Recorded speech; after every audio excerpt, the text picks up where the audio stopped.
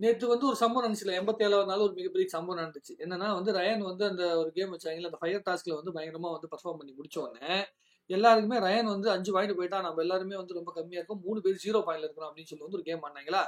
அந்த கேம் ஆடி அதுலேருந்து ஒரு இடத்துக்கு மீண்டு வந்தாங்க. மீண்டு வரும்போது அப்போ முத்துக்குமார் வந்து ஒரு ஸ்ட்ராட்டஜி ஒன்று பண்ணியான். இது மாதிரி வந்து எல்லாரும் சேர்ந்து இது மாதிரி பண்ணுவோம். எல்லாத்துக்கும் ஒரு பாயிண்ட் வந்துடும். வந்ததுக்கு அப்புறமேட்டு எல்லாருமே இண்டிவிஜுவல் கேமா மாறிப்போம் அப்படின்னு சொல்லிட்டு வந்து ஒரு ஸ்ட்ராட்டஜி பண்ணா.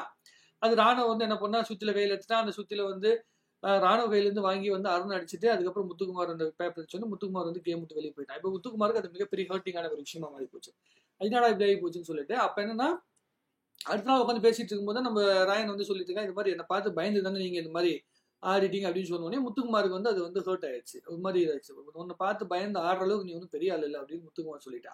இப்போ இது ரெண்டு பக்கத்து பேசுறதுல யாரு பயந்தது அப்படின்னு சொல்லி பார்த்தீங்கன்னா, லாஜிக்கலி யோசிச்சு பார்ப்போமா, ஒரு சிம்பிளா ஒரு விஷயத்தை யோசிச்சோம்னா, நேற்று நடந்த கேமை பொறுத்த வரைக்கும் பாயிண்ட் போயிடுச்சு, நமக்கான விசிபிலிட்டி போயிடுச்சுன்னு அந்த கேமை பார்த்து கேம்ல ரயன் வந்து ஸ்ட்ராங்கா இருக்கா அப்படிங்கிறத பார்த்து வந்து கண்டிப்பா அங்க இருக்கிற மீதி ஆடின 5 பேருமே வந்து கொஞ்சம் ஃபீல் ஆயிருப்பாங்க, பயந்துருப்பாங்கன்னு கூட எடுத்துக்கலாம்.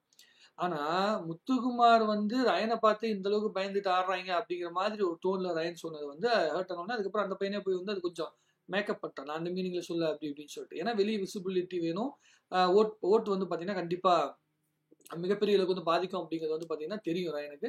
ஸோ நம்ம வந்து அவசரப்பட்டு வாய விட்டுறோம் அப்படின்னு சொல்லிட்டு. ஆனா இங்க என்ன சொன்னாங்கன்னா, நீங்க இண்டிவிஜுவல் கேம் ஆடாம எல்லாரும் சேர்ந்து ஒரு ஆளை போட்டு அமுக்குனீங்க அப்படின்னு. முதல்ல இந்த கேம் ஆட போறதுக்கு முன்னாடியே இருக்கிற பிள்ளைங்க எல்லாருக்கிட்டையுமே உட்காந்து பேசிட்டு அதுக்கப்புறம் தான் வந்து கேம் ஆடவே வந்தேன். ஸோ இப்போ இந்த குரூப்பிசம் அப்படிங்கிறது வந்து ரயன் எடுத்திருக்க ஸ்ட்ராட்டஜி வந்து பெண்கள் எல்லாத்தையும் ஒன்னா சேர்த்துக்கிட்டு அவங்க கிட்ட ஒரு குட் புக்கில் இருந்துக்கிட்டு அந்த மனநிலையில் அவங்களுக்கு தகுந்த மாதிரி பேசி மேக்கப் பண்ணிட்டு இருக்கிற கேம் பிளே வந்து ஆடுறது வந்து ரயன். அதே மாதிரி ஆண்கள் இருக்காங்க அவங்க குரூப்ல இருக்கிற அந்த மென்டாலிட்டியை வச்சு கேம் பிளே ஆடிட்டு இருக்கிறது வந்து முத்துக்குமார். ஆனா முத்துக்குமார் 87 நாளா கேம் ஆடிட்டான். நீ வந்து ஒரு 2 வாரத்துக்கு அப்புறம் தான் உள்ளுக்குள்ள வந்து கேம் ஆடிட்டு இருக்க. முத்துக்குமாருக்கு வெளியே எவ்வளவு பெரிய விசிபிலிட்டி இருக்குன்னு தெரிஞ்ச பிறகு அதுக்காக எப்ப எடுத்தாலும் எந்த டாபிக் எடுத்தாலும் முத்து தான் தப்புன்னு சொல்லி பிக் பாஸ் ஹவுஸ்க்குள்ள அருணுக்கு அப்புறம் அதிகமா பேசிட்டு இருந்தது ரயன் தான். எல்லா பெண்கள் மத்தியிலையுமே முத்துக்குமார் பேசுறது தப்பு, முத்துக்குமார் எடுக்கிற ஸ்டாண்டு தப்பு, முத்துக்குமார் எப்ப பார்த்தாலும் இதே தான் பண்ணிட்டு இருப்பான் அப்படின்னு ஆரம்பத்துல இருந்தே முத்துங்கிற விஷயத்த அதிகமா பேசுனது ரயன். அப்ப யாரு பயந்தது? இப்போ உண்மையாவே அந்த கேமுக்குள்ள நமக்கான விசிபிலிட்டி போயிருமோ, நம்ம வந்து இப்போ முக்கியமான இடம் இருக்கும், டிக்கெட் டு ஃபினாலே டாஸ்க் மட்டும் வாங்கலினா ஃபைனல் ஸ்டேஜ் வந்து நம்மளால ஏற முடியாது அப்படிங்கிற பயம் வந்து ரயனுக்கு உண்டு. ரயன் வந்து ஒரு நல்ல கேம் பிளேயர், அதில் மாற்று கருத்து கிடையாது. நல்ல ஆக்டிவான ஒரு கேம் பிளேயர், அதில் மாற்று கருத்து கிடையாது. அதனால ஒரு விஷயம் இருக்கு.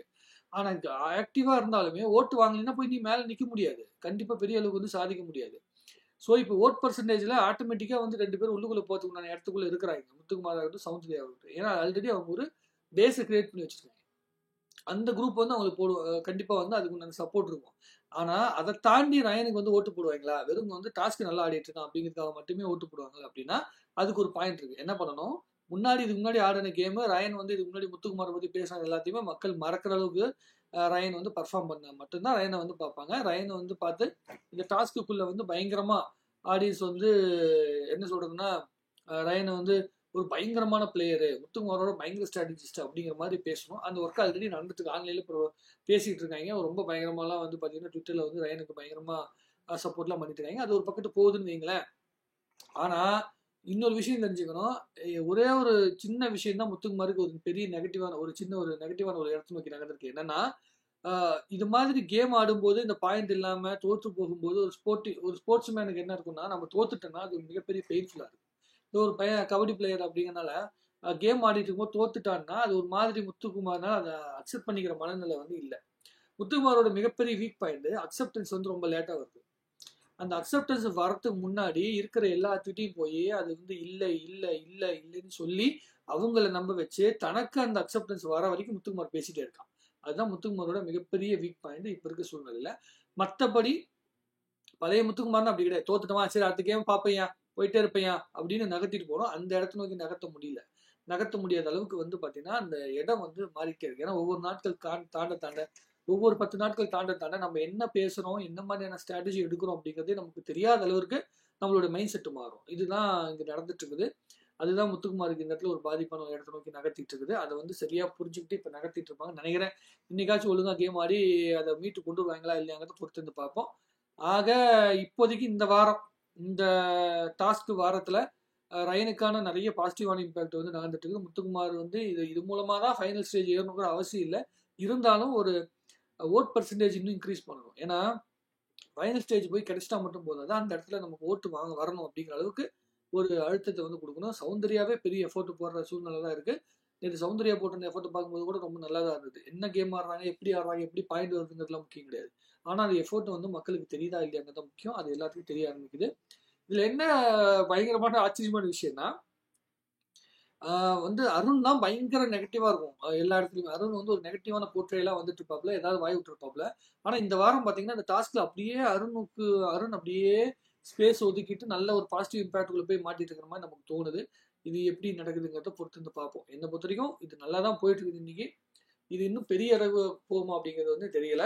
ரயன் வந்து பாத்தீங்கன்னா அவசரப்பட்டு வாய் விட்டது, அதே மாதிரி முத்துக்குமார் அவசரப்பட்டு வாய் விடுறது ரெண்டுமே வந்து கேமுக்கு நல்லதில்லை, அவங்களுக்கும் நல்லதில்லை. இது அவங்களுக்கு எந்த அளவுக்கு நல்லது பயக்கும்னு எனக்கு தெரியல. உங்களுக்கு என்ன தோணுதுங்கிறது நீங்க கமெண்ட் எழுதுங்க. என்னை பொறுத்த வரைக்கும் முத்து வேஸ் ரயன் அப்படின்னு சொல்லிட்டு வந்து ஓட் பர்சன்டேஜ் பொறுத்த வரைக்கும் பார்த்தீங்கன்னா கண்டிப்பா முத்துக்கு வந்து ஒரு பெனிஃபிட்டான இடம் இருக்கு.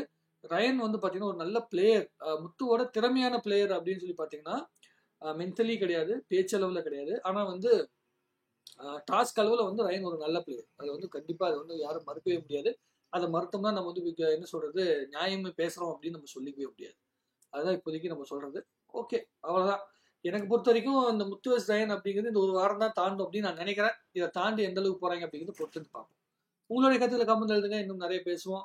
வேற ஏதாவது கம்பேரிசன் உங்களுக்கு தோணுச்சுன்னா சொல்லுங்க, அதை விட்டு கம்பேர் பண்ணி நம்மளும் கொஞ்சம் டிஸ்கஸ் பண்ணி பார்ப்போம். நன்றி, வணக்கம்.